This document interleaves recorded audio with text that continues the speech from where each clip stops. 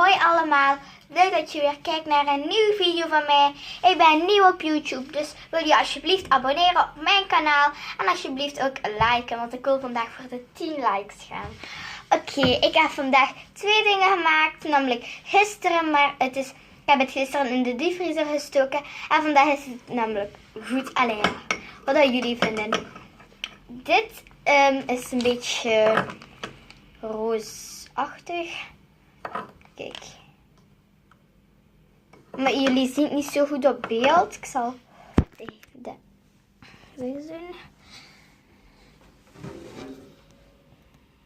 Zien jullie? Oh, ik ga dit even... Het is hier aan mijn borstel dat hier even aan het vallen is. Oh. Dus, dat is mijn papa. Dat is mijn papa. Hoi. Die zit naast mij, dus. En dit is dus slijm. Allee, eigenlijk geen slijm, maar het was slijm.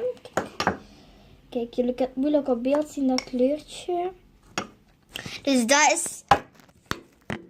Dus dat was slijm, maar dan was het echt niet meer goed. Dus heb ik het maar in de diepvriezer gestoken. En ik wou kijken wat er dan zou gebeuren. En het was namelijk dit geworden. Oké, en nu denken jullie, wat is het volgende nu? Het volgende is een beetje meer ook diepvriezer ding gerief. Kijk, namelijk een heel mooi kleurtje dat ik heb gemaakt. Geen slijm. Daarvan heb ik geen slijm gemaakt. Ik ga het er eens uithalen. Oh, dat was eigenlijk bijna van mijn handen gevallen. Oh, die borstel. Ah. Het glijdt stil van mijn handen af. Kijk. Ja, het is zo glijderig. Dat is echt, ja. En het kan ook smelten. Maar nu ruik je handen echt keigoed. Ontzettend goed. Oké. Oh. Dus ik ga nu vertellen door wat ik dit allemaal heb gemaakt.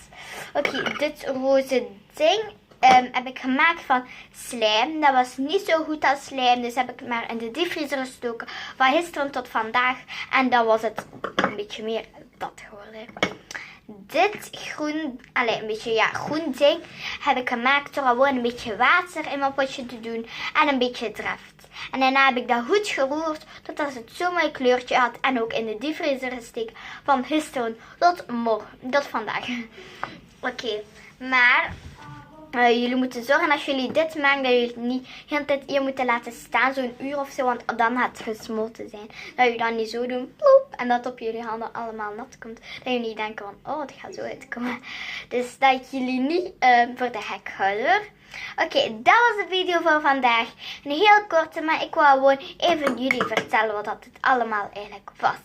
Oké, het is top dat jullie niet vergeten te liken.